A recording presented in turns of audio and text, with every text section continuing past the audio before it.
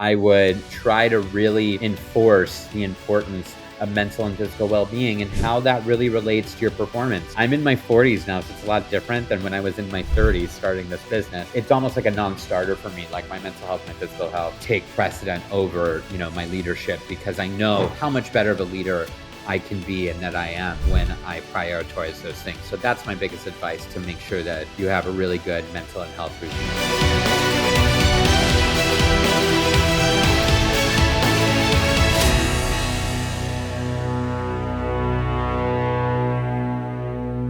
Alrighty, hello everyone and welcome to the Deal Maker Show. So today I'm really excited about the founder that we have joining us today. We're going to be having a really inspiring conversation. We're going to be talking about his experience in Mumbai, the experience too with pitching investors at an early stage, what raising capital during the COVID days look like, and then also, being involved and related, and in communication with Goldman Sachs and some of those initiatives that they have around their accelerator program. But again, the building, the scaling, the financing, all of the good stuff that we like to hear. So without further ado, let's welcome our guest today, Damian Pelliccione. Welcome to the show.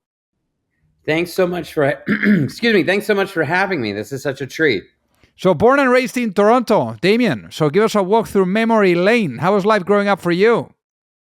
Yes, I was born and raised in Toronto, Ontario, Canada. Lived there my entire childhood. Was raised by an immigrant family. My father was actually an immigrant from Italy during World War II when he was a lot younger, youngest of six. And my mother was second generation Canadian, Italian. Her grandparents had immigrated to Canada. I have one sister. My dad is since deceased. He was a serial entrepreneur, created a family business with my uncle and my cousins to be the second largest Italian cheese distributor to Canada. I did not want to sell cheese. That was not my calling in life. What I did instead was work on or star in their commercials for some of the products that they had locally there in Toronto and throughout Canada. But I went to Performing Arts High School in Toronto growing up, Unionville High School for Performing Arts. It was an amazing experience, made a lot of great friends. Have always been in the arts, specifically in acting and drama for such a long time, my entire life practically. And that thrust me to New York City first, which I moved to January 2000, right before 9/11, lived there until 9/11. And then afterwards, October 2001, decided with everything, all the chaos in New York after, that tragedy, I moved to Los Angeles where I had a few friends who were already working in the industry. So I've lived now I'm 44 years old, and I've lived now in Los Angeles since I was 21 years old. 20 years old. It was right before I turned 21, October 2001. So LA is definitely home for me now. And it's been a really exciting journey from, being in the arts in front of the camera, so to speak, or on stage, to really transitioning kind of my professional career from my early to mid-late 20s into my 30s into technology and startup, and specifically, being an entrepreneur and creating and starting, this business of Revry. So you're obviously a really important figure in the LGBT community, and obviously, everything that you're doing is really incredible to really, support it, bring more awareness. I guess, like for the people that are listening to and for the community, I guess at what point did you know that, that was the path for you in life, and yeah. I think, look, one of the greatest things I love about being an entrepreneur, and one of the greatest things I love about technology, and, obviously, I had one cousin, actually, I should say, out of all my 12 Italian cousins, I had one cousin who was an entrepreneur, Anthony Di Cristoforo, who is much more my senior. He was the oldest grandchild. I was the youngest. And he started something called MGI Softwares back in the day, invested in Microsoft in the 80s. Like, he was the one that I kind of aspired to always kind of look towards as, a mentor, but seeing how creative technology could be. And I think combining my expertise in entertainment, specifically with film and television, with where technology was taking film and TV. And one of the first jobs that I had, was a small business that myself and my roommate at the time, we were creating opportunities for filmmakers to create content specifically for the web. Deanna Nicole Baxter, who's still one of my really good friends, she had won the first Emmy Award for Best Broadband Drama back in 2007, only a year after YouTube had launched. And so with that expertise, that parlayed into producing content. And I became a producer. I was very much inspired by her and produced a lot of shorts and videos and, web content. And from there, really focusing in on kind of the entrepreneurial side of technology, which I loved because tech is creative, tech is disruptive. You can break and mold and, create kind of new pathways for any sector of work, really, any sector of business, not even just entertainment. And so I love that creativity. I think, I'm neurodivergent. I have ADHD. And so I think like my mind really loves to solve problems and really be a deep thinker and, hyper focus and fixate on things. But it's really exciting to me. And so one of the biggest issues and problems that I saw was for our community specifically, there was no one-stop platform that essentially was the hub for all things film and television that was targeting an LGBTQ audience. Which, for context, we do have new statistics. Revry is now 10 years old, but it shows that in the United States, the LGBTQ community is actually the third largest consumer group. The first is white, second is Hispanic, third is LGBTQ. We spend $1.7 trillion, $1.7 trillion in disposable income. And we're obviously more affluent in a much smaller group than African American, Black, AAPI, or even, white. And so you can target a very rich demographic that has a lot of influence in terms of capital, or what I call the pink dollar, essentially, with any type of product and service. And I think one of the biggest problems was there were very few and far between places for brands, agencies, and marketers to tap this audience. Media is the best way to get in front of anyone who is in our community, and movies and television specifically, right? And so by building Revry and having this idea to create truly free queer TV, we say free queer TV, a platform with over 1,000 hours of amazing content from Warner Brothers and BBC and Lionsgate, and original content that we create. But for big advertisers like McDonald's and L'Oreal and Procter & Gamble, to be able to hit that demographic at scale with a really positive return on advertising spend, that's essentially what we have built as a core, a marketing machine to tap our audience at scale, the third largest consumer group. And I think solving that problem and using entertainment to solve that problem for brands has been extremely fruitful and brought us to where we are today, which is a profitable startup that is no longer raising capital, at least not right at this moment. With 50 employees between here and New York City. So one question that comes to mind here is, and I'm sure that the people listening are wondering, how do you guys make money? What is the business model of Revry? Yeah. And so just going back to kind of that advertising free queer TV model, we make our money by selling advertising. So unlike Netflix or Hulu or any other subscription service, we're not a subscription service. You watch for free, hence free queer TV. But you will have to watch advertising. We have 2 minutes of ads every 8 minutes of content. One, there's a social component to this where we're democratizing whether or not you have the ability to pay for a subscription for our entire community to be able to watch themselves and their stories reflected, regardless of if you can afford or you have a credit card, a subscription model. The other side of this, again, is to have a scalable audience of now 5 million monthly active viewers in the United States, specifically that brands like McDonald's and L'Oreal and Lexus can target with their advertising dollars in a way that they've never been able to do before. And so that essentially is how we make money off of our advertising. And then the advertisers buy into some of our original content and underwrite some of the great new shows that we've got coming to market. One thing that really shaped up your way of seeing things was your trip to India. Why? Yes. Yeah. Again, I feel like so much of why I love what I do is because I get to tell stories, for our community, for folks who are underrepresented. And that, we're the great thing about LGBTQ, we are not one race, we're not one language, we're not one sexual orientation, we're not one gender. LGBTQ is true diversity, right? And that's what's really unique about our community. And so there were so many facets of our community and stories that have never been told. And we had licensed, Revry launched we had first started the company 10 years ago in 2015, launched at San Francisco Pride, June of 2016. So we're coming up on our 10-year anniversary, 9 years consumer facing, 10 years since we've started the business. And we had licensed in 2017 this amazing lesbian, half English, half Hindi drama called The Other Love Story from this great British producer friend of ours that was shot in Bangalore, India. For context, in 2018, they decriminalized being LGBTQ in India. So the movement was much far behind, what we were experiencing in the United States, which now has been 50 plus years. And so I had an opportunity to be a keynote speaker at the Mumbai LGBTQ Film Festival called Kashish in Mumbai, India, June of 2019.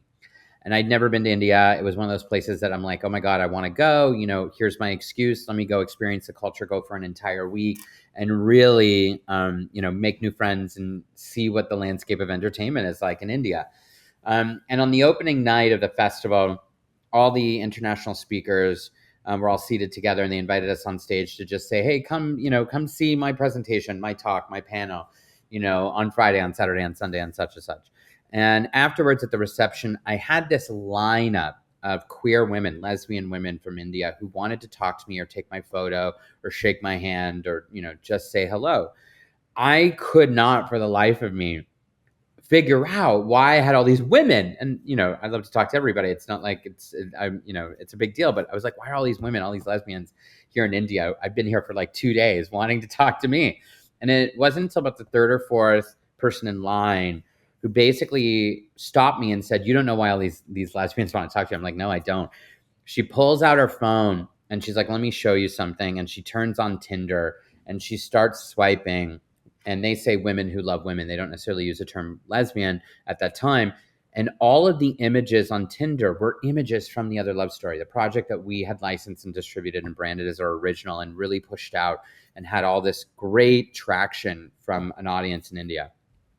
I started to cry because I was like, oh my gosh, here's a facet of my community that I would have never met had I not taken this experience, that I didn't realize what we were building with Revry would touch them in a way that they did for fear of like losing their job, discretion, or being outed at work. It's how they were using images from our project, how they, would identify as lesbian in a forum for dating to identify as queer women, right? And that's huge. That's powerful. That shows you what media can do in terms of social good and change. And I woke up my co-founders, Aaliyah J. Daniels, LaShawn McGee, and Chris Rodriguez, who are in Los Angeles, 15-hour time difference. And I said, guys, you got to hear about this. This is amazing. This is so cool. As entrepreneurs, we always, as founders, as startup founders, I think one of the greatest gifts is we always think that what we're building, our idea, is going to change the world.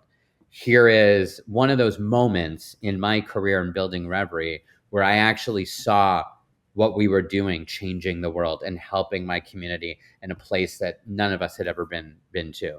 And there's no greater gift than that. I hear you. Now, obviously for this, you raised some money. How was the experience of pitching investors for an early stage company like this? Yeah, so pitching investors in 2015 and 16 and even 17 and 18, the first 4 years of the company, 3 years, wasn't the easiest time.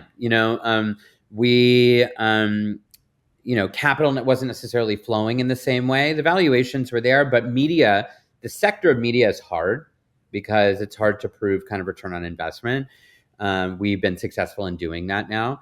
And it's also something that it's not like we're creating a SaaS software that is solving like a supply chain issue or a fintech issue, right? There is an easier path to kind of creating an algorithm or a math equation to like where this could scale and make money. Media is a lot more difficult. Then layer in the fact that we're, I hate using this word niche, but we were targeted media, specifically for the LGBTQ community. And so there's your pool of investors and venture it continues to kind of scale back. So you find yourself like holding out your hands, asking for investment from a lot of the same people. The first 2 years, it was predominantly friends and family writing us small checks at early stage valuations. And it wasn't really until COVID that there was a tipping point where we saw a new intention from investors to specifically invest in underrepresented founders. My co-founders are 2 Black women. Aaliyah is an ally to the community, so she identifies as straight. LaShawn is an Army veteran, a lesbian, and a Black woman. Aaliyah is a Black woman, so we're 50% Black women owned and operated, founded. Chris is Hispanic descent. Chris Rodriguez, our chief content officer. I'm an immigrant who's neurodivergent. I also identify as both male and non-binary. And so it was a lot easier because now there were funds for Black founders and Hispanic founders and LGBTQ founders that started to pop up around 2020 and 2021 and even into 2022. And at that point, we were cash flow positive. We were still working in a deficit, but like in the sense where like you could see, that we have doubled our revenue. We're in that lower hockey stick inflection point, as they always say, but like we were climbing the ladder of revenue. And so with a good cash infusion, we could really jump that. And we got all these big VCs to start to invest in us and then come back and reinvest in us in 23 and 22, right, in future rounds. And that's where we really started to be able to have the cash to scale and grow. And, last year we broke profitability. We actually were profitable, our first profitable year. The first year I didn't have to raise capital, which is, any of the founders who are listening, that is the greatest gift because all we want to do is just build, product and work on our companies, not pitch investors. And this year we're having a very successful, profitable year.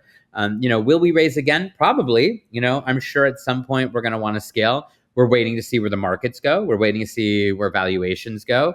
It's not necessarily the best time with the administration that we're in to be raising capital, but let's see what happens in the next couple of years. But I'm very, I think the most exciting thing is we've graduated from early stage. We're now a mid-stage company with the profit that we're at and kind of the scale of revenue that we are forecasting and that we're continuously seeing come through.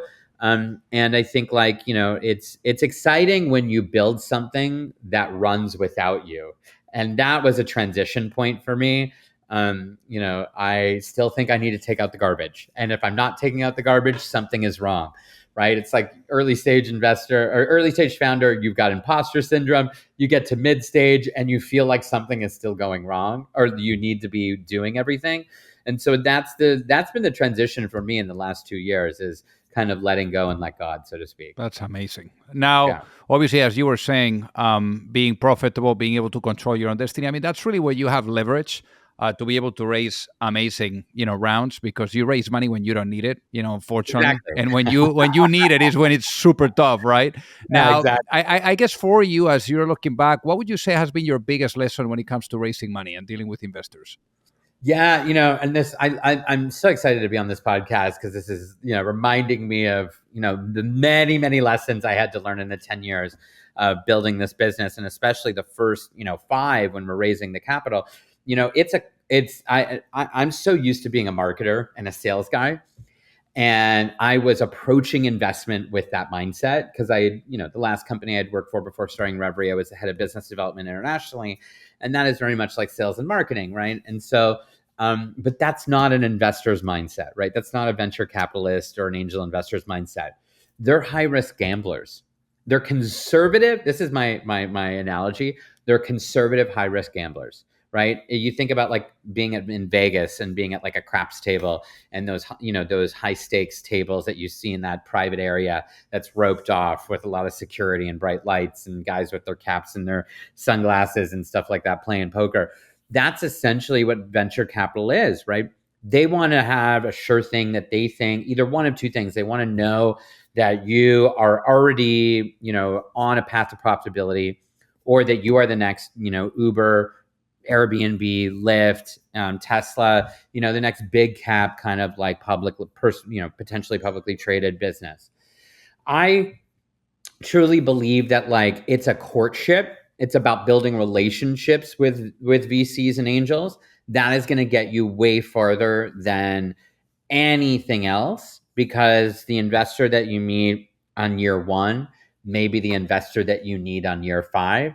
And as long as they're still in communication with you and that you're telling your story along the way and giving them the updates and running into them at events and, staying friendly and positive, keeping a good face, even if they said no to you 3 or 4 times, that's the important thing. And I try to drive this lesson into my team, no matter what division you work in within Revry, is building relationships are more important than building deals. And I think I've carried that through. And the fact that this is a courtship, a friendship is a courtship. You don't just jump into bed with somebody. You want to get to know them, maybe have a drink or two before, right? And so I think having that mentality is so important to carry through your career as an entrepreneur, as a CEO, who is going to have to make their career about raising capital, not just building product. Because I can't tell you, there's so many investors that I'm like, my God, if I could say the thing that I wanted to say when they said no to me at that time, they would not be my friend today, and I would have totally effed up that relationship. But I'm glad that I kept the decorum. I went home and complained to my husband afterwards. And, that was the place to get really upset and angry and frustrated. But the lesson there was that you never know who's going to be in a position or who's going to change their tone or who's going to come back around and realize, oh shit, you know what? I see what you're doing now. I want to drop that $1 million check on you or that $500,000 check on you. I get it now. I've learned your business by just having a relationship with you and seeing you be successful. Plus, I also think, from a little bit of a catty standpoint, that it's fun to go back and tell folks that told you no that we're succeeding. We're profitable. We've doubled our revenue. We've tripled our revenue. We hit, 20, 30, 40 million in profit this year. There's nothing more rewarding than proving what you are doing is the future. No kidding. Now, let's talk about the future, since you are, throwing it out there. Let's say you go to sleep tonight and you have the snooze of a lifetime, right? And you wake up in a world where the vision of Revry is fully realized. What does that world look like? Wow. Again, sky's the limit. This I have been quoted in other interviews before that world LGBTQ media domination is where I want to go. I want to be the biggest, the baddest, the most successful, and eventually be acquired at a really high multiple. That's kind of the goal. But I think the success for me is to continue to do what I get to do, right? Part of this is, yes, I'm building a for-profit. We're leading from example. We're minority certified, owned and operated, Black, women, LGBTQ, veteran, immigrant, neurodivergent. I want the world to see that there are other types of founders who can be successful. So much I think of what the general population thinks of LGBTQ as just charities, right? Not-for-profits, NGOs. And I'm so done with being thought of as charity. I want to say, look, there's a market here, a very powerful market that has tremendous capital influence, $1.7 trillion, third largest consumer group. I know I sound like a broken record here when I say that, but we can be successful. We can be our own for-profit successful businesses at scale. And I want Revry to expand in all facets of kind of media and retail and even music. How do media brands expand into studios? And essentially, my goal would be that Revry becomes the most powerful LGBTQ media studio on the planet. Now, I know that when you guys raised, it was the valuation was around 50 million. I mean, obviously now with the... No. When we started raising capital, let me correct you, our valuation was 3 million. We've gone from 3 to 50. Yeah, so now you're 50, right? That was last year's valuation. So I mean, obviously, that's all news. Would you ever have thought that you would have been able to build a business like that? Now looking back. No. Sorry, I had to laugh. Is there any more of the question? Was that the question? Yeah. I was just wondering. You caught me off guard because I'm like, no, there's no way if I had gone to sleep and woke up 10 years ago that I would, and even when I had the idea of Revry, that I would have thought, oh my God, this company is going to be worth $50 million one day. Hell no. I think, and look, and also too, part of it is that like we learn and grow along the way. And I understand another thing too, just to kind of go back to like the VC thing is like, I understand why, when entrepreneurs have successful exits or build successful businesses, why VCs continue to bet on them, right? Year over year. And it's a lot easier to raise capital because you have proof is in the pudding and you have knowledge. The one thing I will say is I love my cohort of CEOs in the portfolios and the funds that we're part of, which majority of them are my friends. I'd say like half of them in each portfolio I know very closely, or some are very best friends of mine, because we go through the same turmoil, right? We have the same trauma. We go through the same experiences. And I don't think anyone starts off by thinking, oh my God, I'm going to build this, 100 million cap business or, IPO business. They think that like, look, I'm solving a problem. I have this great idea. I truly believe in it with my heart, my soul, every fiber of my being, all of my passion coming through. And we just want other people to be a part of this and invest in us and believe in us the same way that we do. And I think like, that's what's kept me humble is, I'm not thinking about the next valuation. Now I am to an extent because I obviously have a fiduciary responsibility to my shareholders and my investors, but I'm not thinking about the next valuation. I'm thinking about like, what is the next big idea? What's the next big problem within our world, our sector of entertainment that we could solve to make this even easier for storytellers and for advertisers to reach, our community at scale? No kidding. Now, if I talking about, like going back to the past, let's say I'm able to bring you back in a time machine and I bring you back in time, 10 years back. And let's say, it's that moment when you're thinking about doing something and launching something of your own. Obviously it would end up becoming Reverie, but let's say you're able to show up right there with your younger self and being able to give that younger self one piece of advice before launching a business. What would that be and why, given what you know now?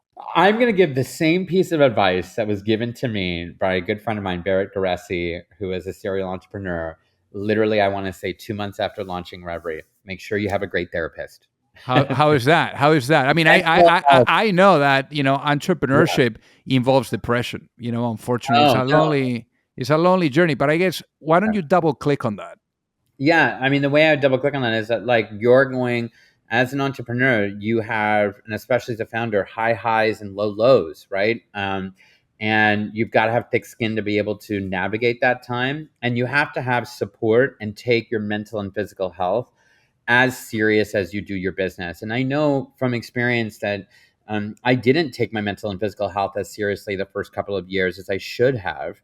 And if I could go back in time, like you said in the question, like to tell myself something, I would, try to really enforce the importance of mental and physical well-being and how that really relates to your performance. I'm in my 40s now, so it's a lot different than when I was in my 30s starting this business, right? And now it's almost like a non-starter for me. Like my mental health, my physical health. Take precedent over my leadership because I know how much better of a leader I can be and that I am when I prioritize those things. So that's my biggest advice to new and young entrepreneurs is to make sure that you have a really good mental and health regime. I love it, Damian. So for the people that are listening, Damian, that would love to reach out, say hi, learn more Yeah. about Reverie. What can you tell them? Yeah, absolutely. Revry, Revry.tv. You can follow us at Revry TV, Revy TV on any socials. My social is Damian Media, Damian Media, on everything, Instagram, you name it. And you can catch up with me and DM me on any of the socials. I love meeting other entrepreneurs. It feeds me. It reminds me, like even this interview reminds me of why I do what I do, where I come from and where I'm going. And that's really exciting. We need to have these moments. We can't, it's great to connect with like-minded individuals and especially founders, no matter what sector you're in. Just believe in yourself and you can make, anything happen for the future. I love that. Well, Damian, thank you so much for being on the Dealmaker Show today. It has been an absolute honor to have you with us. Oh, thank you so much for having me. This is so exciting.